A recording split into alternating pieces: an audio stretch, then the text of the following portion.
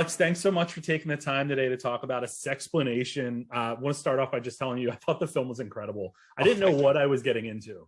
Good, great. That's the best way to go into a movie, I think. Absolutely. But it was so informative, funny, authentic, and just a really great experience all around. Oh, that means so much to me. It was a lot of work. Yeah, I can tell. Let's dive in a little bit. I want to ask you, you talk about this in a film a little bit, but aside from wanting to explore the topic, what made you stop and think, this could be a documentary film? Yeah, I think, so my training is as a science and health reporter.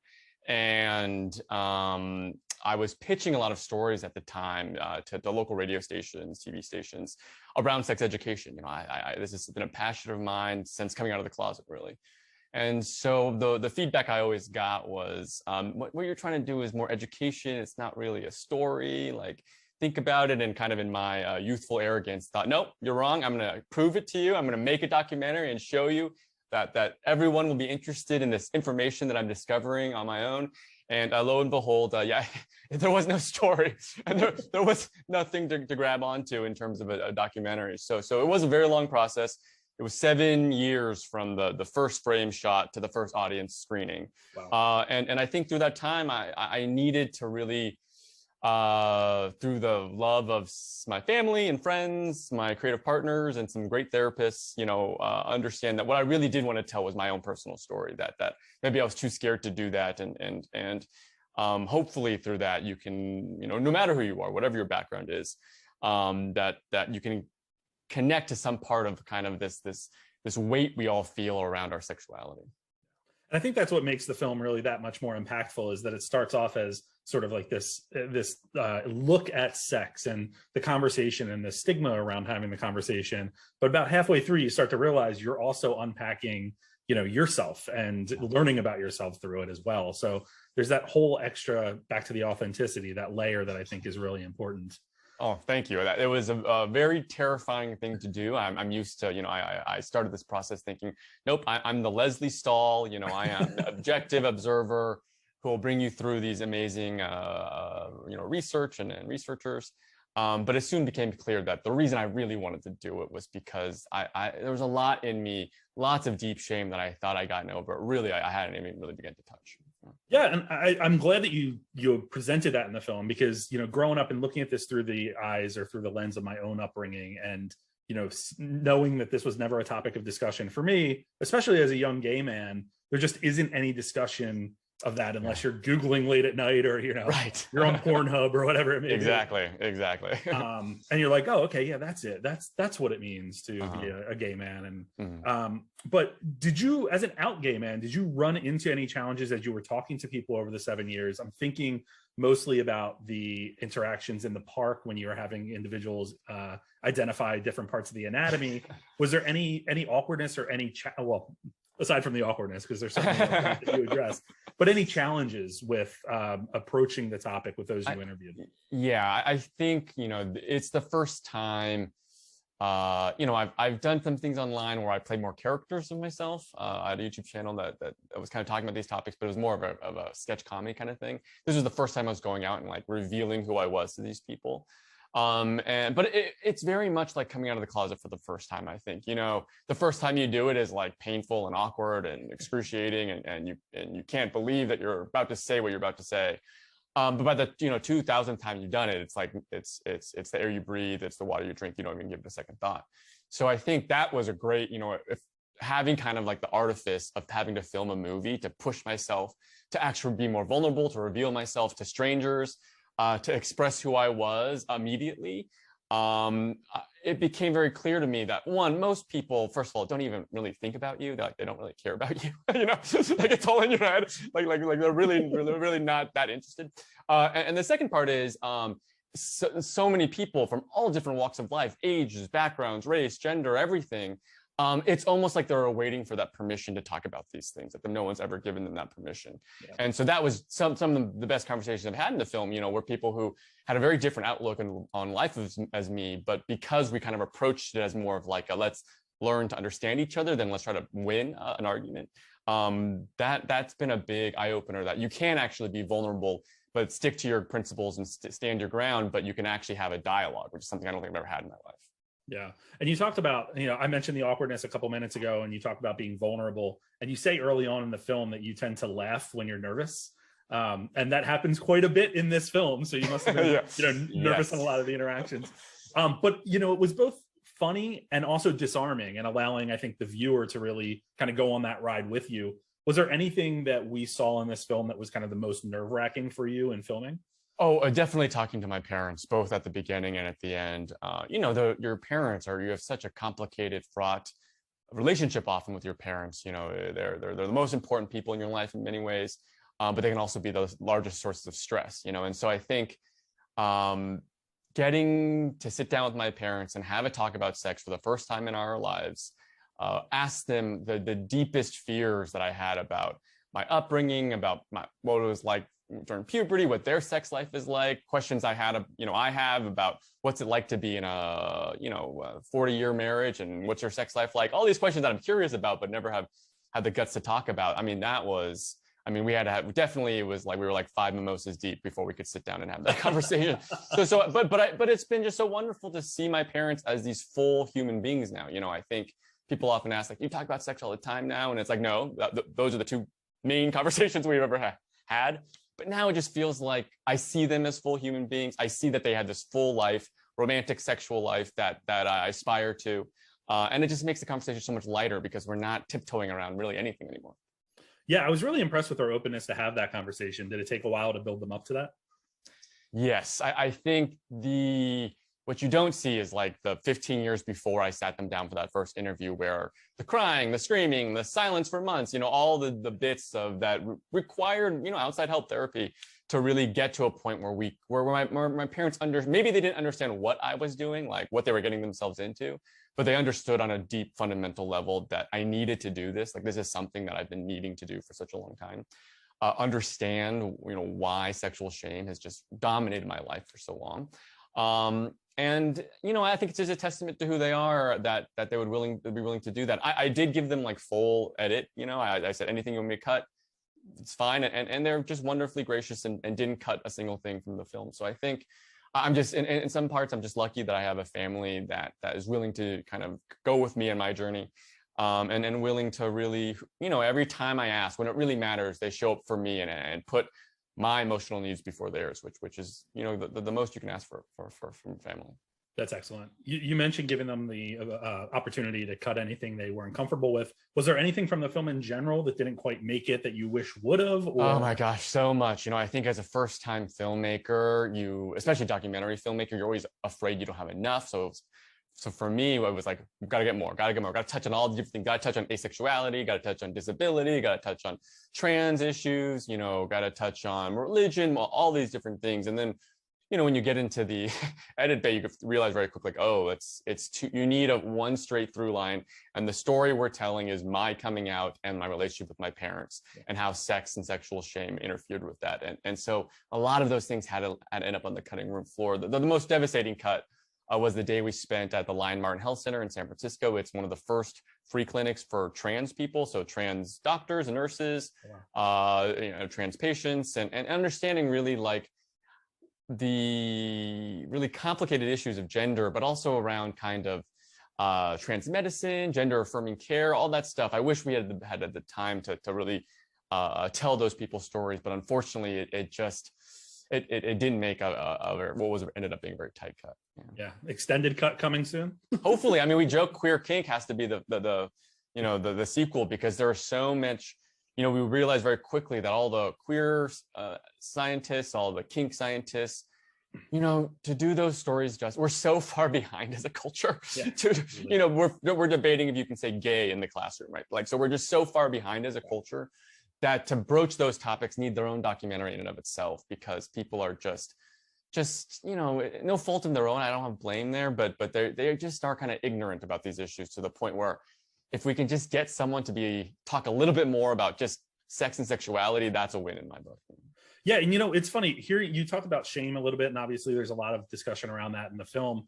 But coming from my standpoint, or my experience as a young gay man as well, thinking about kink and how that that plays such a big role in the LGBTQ community. And, you know, I wasn't exposed to kink in general until I came out. So not only am I getting used to or getting comfortable with my own experiences as a gay man and sex and all of that, then you get into, you know, that other aspect that we don't really talk about, but is so prevalent. So I feel like there's just so much that this kind of opens up, and hopefully people kind of take that step to explore a little bit more. Yeah, kind of the subtext of all of the whole movie, which is really where I'm trying to get people to really think is like, is the divide between queer and straight, is that even real? You know, like there is something we're all a little queer or kinky about. Like there is something that we all have that ultimately we're trying to hide or repress, you know, and because the culture teaches you almost every moment of the day when you walk out into the world, that's something that you should never express. But ultimately, like, isn't the world, my argument I'm trying to make is, isn't the world a better place if it's more of a queer paradise than like a heterosexual normative, I don't know, militant box you have to fill, you know, that we all need to be a little more open and brave, and ultimately it's just such a fun way to live. Yeah. And it's so interesting because I don't think that there's a big difference between, you know, the queer community and the heterosexual community when it comes to sex and kink, but my door opening was coming out, and that's when I first was exposed. I'm like, oh, totally. Okay, this is a whole other side of the world that I just never discussed. I mean, thinking about sitting down with my parents, similar to how you did, gives me like agita right now. It should. I think it should. I think that's fine. I think that's fine. Yeah, work up to it. But yeah, and like I said, it was a long journey to get there, and it was something. You know, I'm not telling my parents like the literal ins and outs of what I'm doing in the bedroom. But I'm not hiding, like when I go to Pride, or if I go to, like, you know, maybe I like going to a bathhouse, or where, you know, I'm not hiding like the vacations I'm taking, you know, these sort of things that before I would keep private. And maybe they have a negative reaction, but it's so much more of like a joking kind of, like we can actually go there. Yeah. And maybe they'll tell me they'll set their own boundaries, which is fine, they should. But it doesn't feel like I need to hide anything from them anymore, that they actually love me for who I am, and they see the full of who I am, and that's different for every family. Some people don't want that with their parents, you know, but I really did. And you know, I think to your point, your previous point about coming out, I do think that probably people are much more kinky than they really wish to admit. But because queer people, we do have to make that first step and kind of like middle finger to the world. This is who I am because of a same sex, or, you know, a queer gender identity or something like that. Yeah, the rest of the everything else becomes so much more easy, you know, like the kink stuff is like, yeah, why not? You know, I've already broke this huge taboo. What's wrong with the next? And so I think it's just, you know, in many ways, queer people, it is the cross we have to bear. We do have to be a little bit better as people if we want culture to move forward. We do have to do the emotionally exhausting work of like knowing ourselves and understanding ourselves and being able to process all the things, the shit that comes at us every day. Yeah. But if you can do that, and you can do that well, you can really lead, in my opinion, you can really lead a huge shift in the culture, which I think we're seeing today. And hopefully we can be kind of at the vanguard for what the world could look like. And I wanted to ask you, do you think we're seeing that shift today? You know, you started filming this, you said it was 7 years from, you know, beginning to the actual first audience. How have you seen it change even over the time that you were conducting these interviews and getting the film together? Oh, so much. So I would say, like, there's this one, like, I don't know, 60-second part of the film where we talk about sex ed in all the 50 states in DC. Oh yeah. And like, as we were editing at the end of 2020, we kept having to change that graphic because things were getting better. And states were doing better. I mean, unfortunately, in the last 2 years, things have now gone backwards in many ways, and that's been just really dispiriting. But you know, I think it is you know, if you were to tell my 13-year-old self the progress we had made in my lifetime, I would not have believed it. You know, I think when I was in college, the debate in Congress was that if you allow gay marriage, you're going to allow bestiality. You know, and that would be just. You wouldn't be reelected, I think, today if you said something like that. So I think the culture is changing. I think a lot of the world is queering, and I think it's incumbent on us to just understand that not everyone is there yet. It is like learning a new language for some people.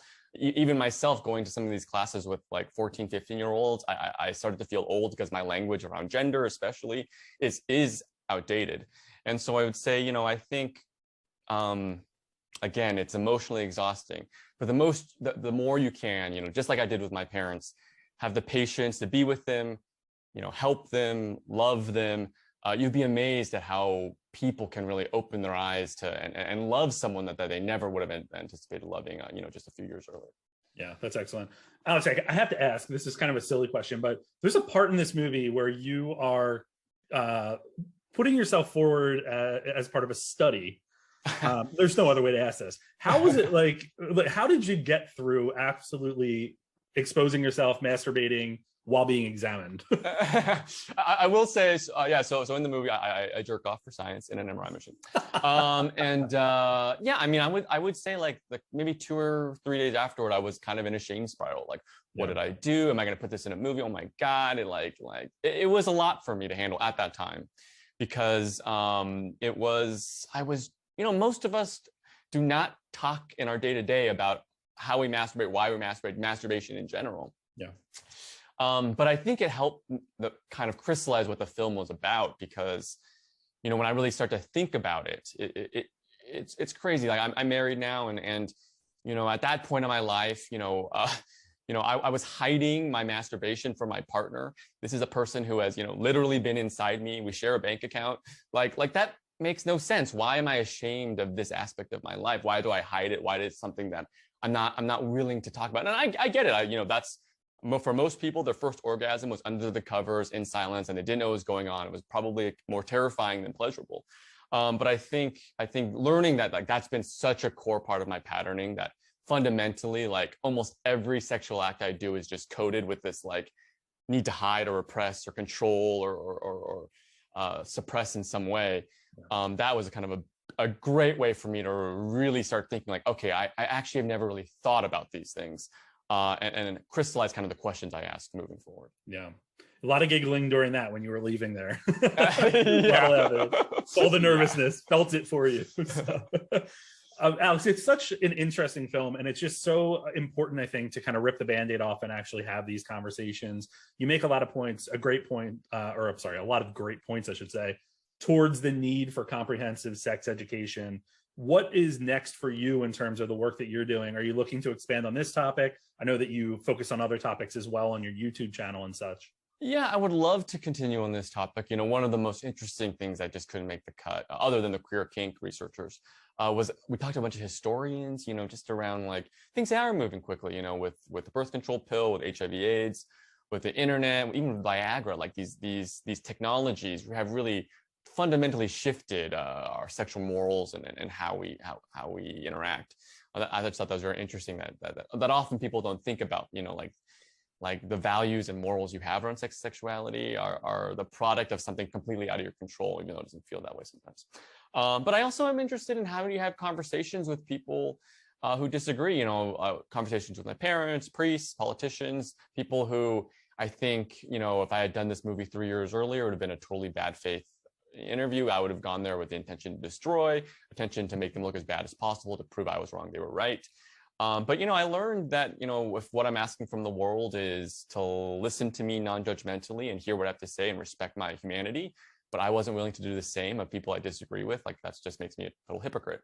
And forcing myself through the artifice of making a documentary to do that, I realized that ultimately, the only way I could really heal myself was to be the person I wanted the rest of the world to be to me. That ultimately creating those safe spaces where people can actually be vulnerable and admit their humanity and actually be seen and have a real dialogue.